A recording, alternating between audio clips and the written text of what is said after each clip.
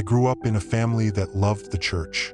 My father was a pastor, and our home was always filled with joy and warmth of faith. But my parents also taught us to think for ourselves, to question and seek our own truths. They encouraged us to explore different beliefs and find our own path. I've also faced my own share of challenges. I got pregnant in high school, and the father ran from his responsibilities. I was left to raise my child alone, and it was tough.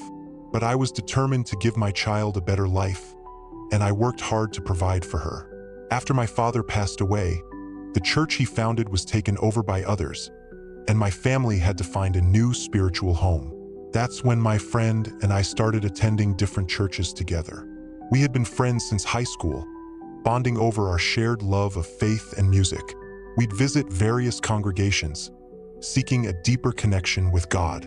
But then we stumbled upon a false prophet who led a church that seemed perfect. He was captivating, and I found myself drawn to his words. My friend and I attended together at first, but then she stopped coming. I continued alone, and that's when the prophet took advantage of me.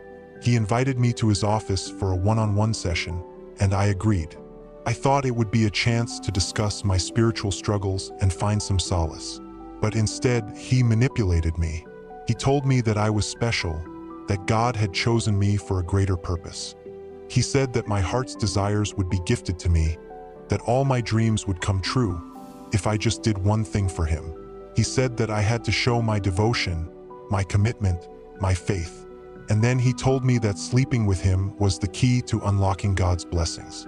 I was young, naive, and desperate for a solution to my problems. I believed him, and so I did it.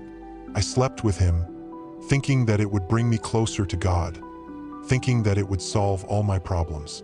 I felt so ashamed and guilty afterwards.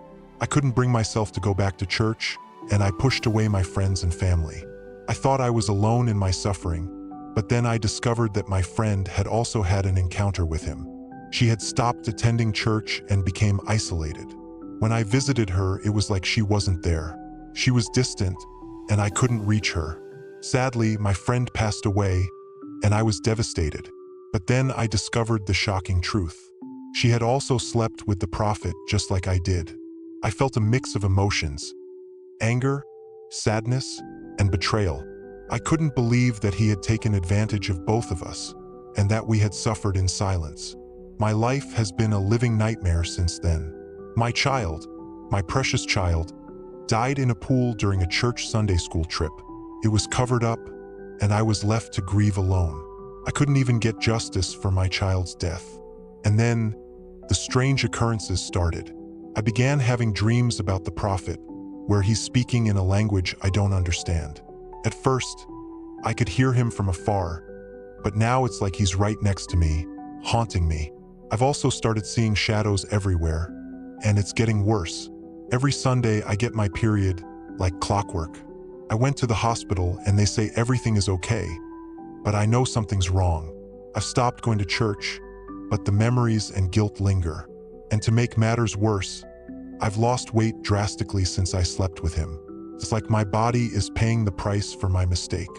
I feel like I'm losing myself, and I don't know how to escape this darkness. Recently, I've been having terrifying visions.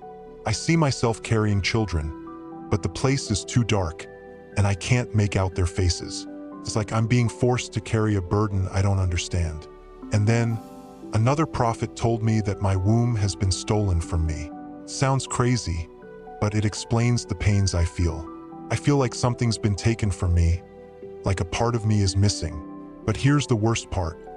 The prophet who took advantage of me is still out there, still leading the church, and it's even bigger now.